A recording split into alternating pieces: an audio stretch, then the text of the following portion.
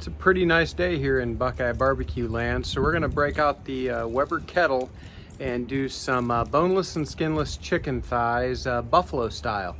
And then we'll make another video making a sandwich out of that. So we're going to go ahead and get the coals started, so we'll bring you back. Okay, so what I've got here is a mix of some Kingsford Blue that was left over from a previous cook. So just small chunks of that in the bottom. And then I've got some Fogo lump charcoal, some of the smaller pieces, because some of them are pretty large with the Fogo. So I got some of the smaller pieces to put on top. And I've got a fire starter in there, so we're just going to use our grill gun. Sometime I'll do a review on this. I really like it.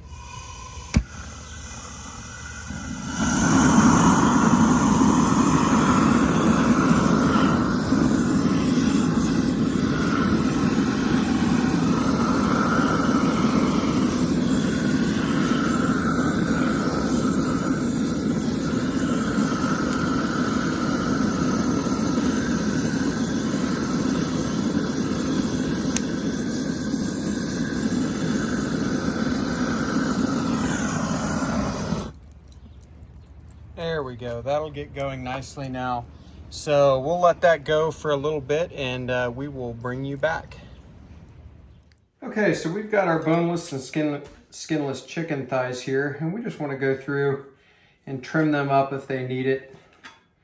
Some of these large chunks of skin and fat that were not removed by the butcher, we don't want them to burn.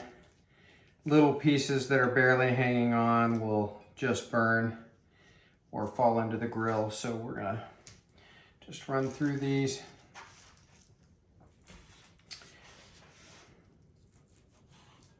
Doesn't have to be perfect. Some of that skin and fat will cook up nicely and be really good on this. But you gotta get a lot of it. So I'll get these done, and then we'll come back. We'll talk about how we're going to season them, and then we'll get them out to the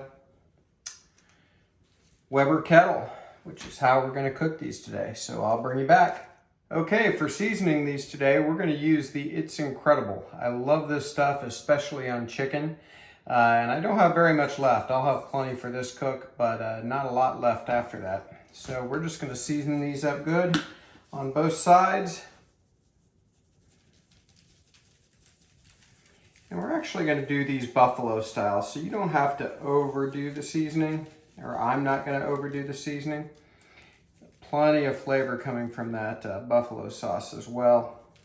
If you wanted to do like a barbecue or something like that, same thing applies.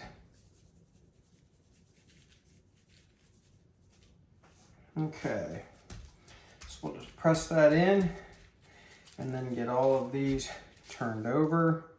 And we'll do the same thing. So I'll get this done and I will see you outside at the Weber Kettle.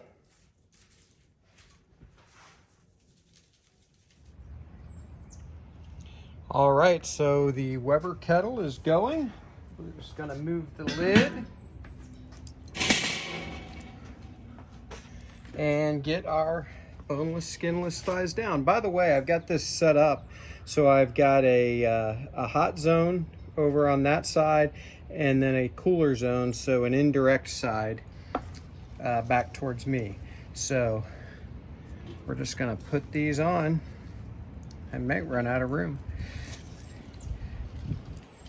And I'm gonna try to keep thicker sides towards the fire best I can.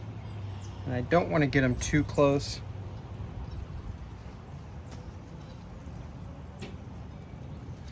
And I might end up rotating these around as they cook as well. Perfect. And the last thing I'm gonna do is open this grate, and I'm gonna put a chunk of oak on the coals to generate a little smoke. And there we go. So we'll get our kettle lid back on. By the way, we've got the coals, of course, on the opposite side, and I've got the vent towards me so that heat and smoke comes out over the chicken.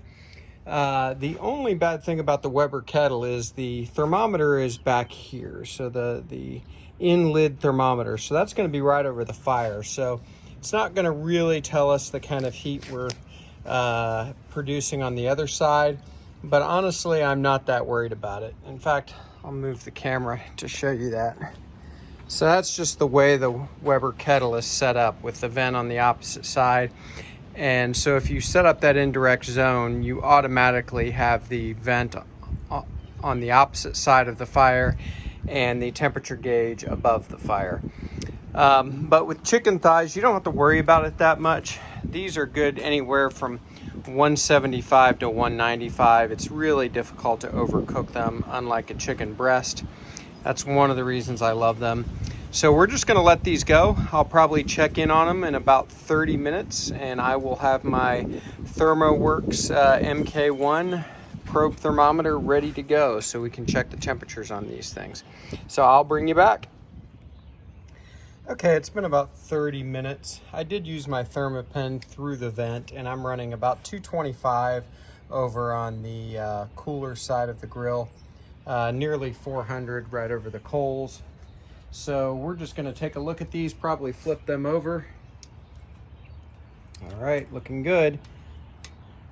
So we're just going to flip these over just to give them a turn. Let the other side get in the smoke.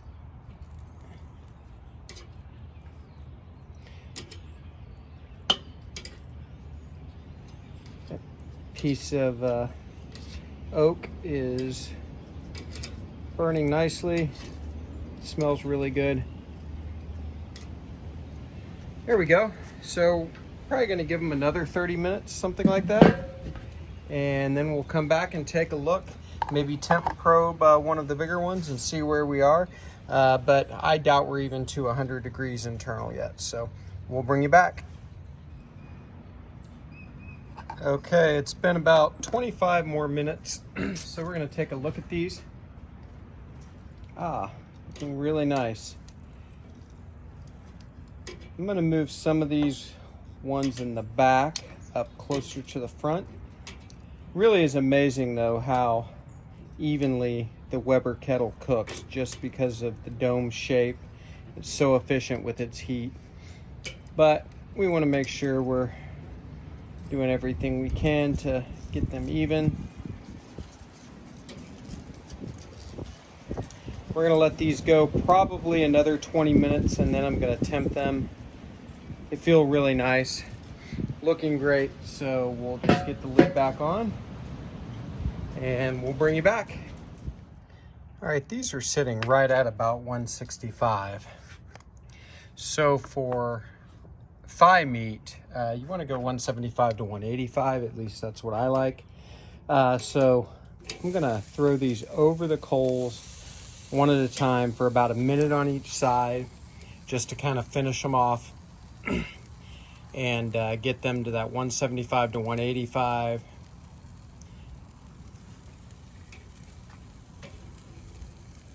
Move these up here to get in line.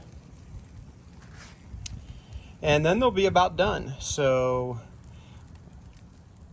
we will bring you back in a minute after we get these rotated through the hot side, and then we'll think about getting inside.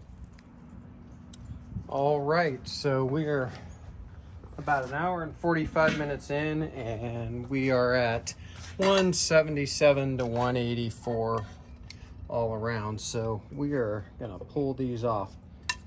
Look and smell great.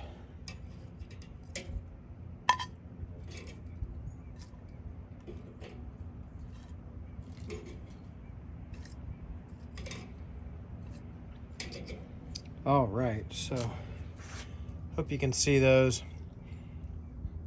Really look good. So we will see you inside in just a few minutes. All right, so we've got our boneless and skinless chicken thighs inside from the Weber Kettle.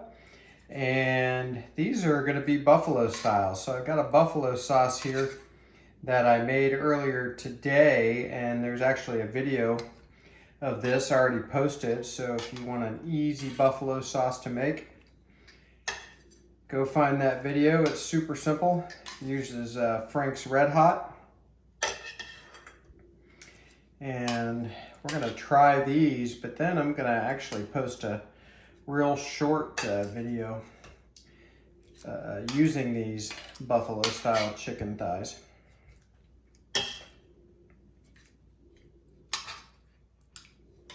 Oh, and this smells good. This particular buffalo sauce just smells exactly like it should. Very authentic. So I think it's that Frank's Red Hot, really. There we go. Some buffalo style boneless and skinless chicken thighs. Or a little extra sauce there. Perfect. So I'm going to give one of these a try. Full disclosure, a couple of pieces broke off during cooking and I brought them inside and dipped them in the sauce. So I actually know what I'm in for here and it's going to be good. So I'll just cut into one of these. So you could certainly do this with breast meat. I prefer the thigh. Be careful not to dry those breasts out. Take them to 160, 162 and let them carry over to 165. If you take them all the way up to 165 on your cooker, you will likely dry them out. But it's one reason I prefer the thigh. Let's give this a try.